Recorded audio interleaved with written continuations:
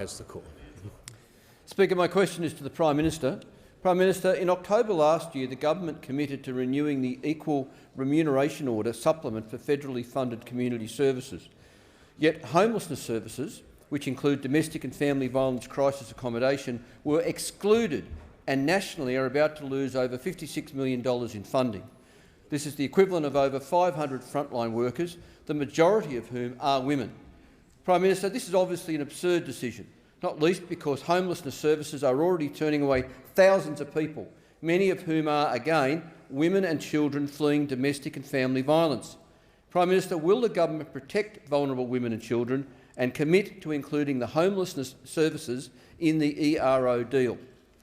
The Prime Minister has the call. Yeah, Mr Speaker, and I'll ask the Minister for Homelessness, Housing and other matters to add to my answer.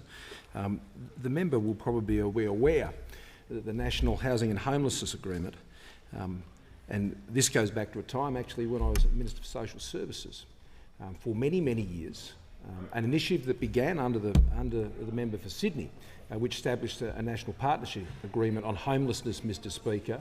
This was an agreement that was done on an annual basis. It wasn't permanent funding, it was just 1 year only funding that got rolled over 1 year after 1 year. As Minister, I made that a permanent arrangement. And that meant that the many thousands of organisations across the country that are involved in supporting homelessness in this country have been given funding on an ongoing and a permanent basis.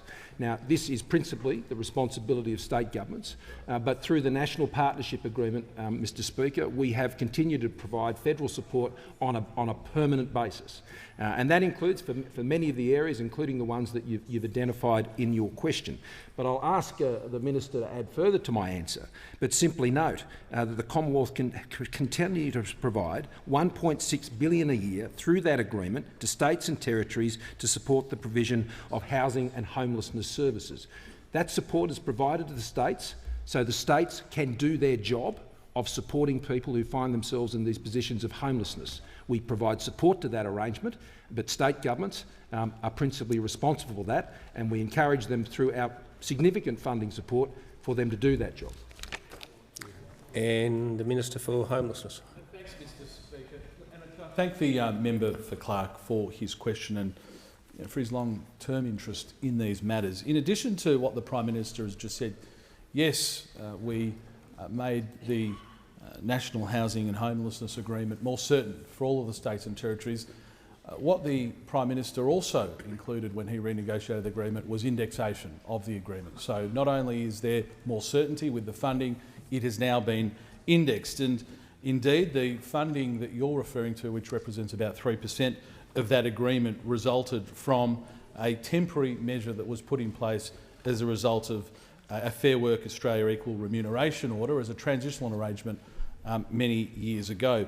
So what the government has done instead, we've provided an additional $132.6 million over 3 years to increase base funding for DSS grant programs impacted by this cessation of those SACs, supplement payments.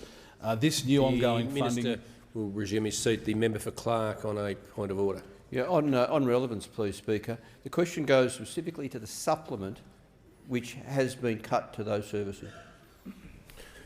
The Minister has the call. Thanks, Mr Speaker. The funding has not been cut. The funding is part of this agreement. The funding ceases, and what we are doing, we've put in place $132 million. $132 million. The Minister's time has concluded.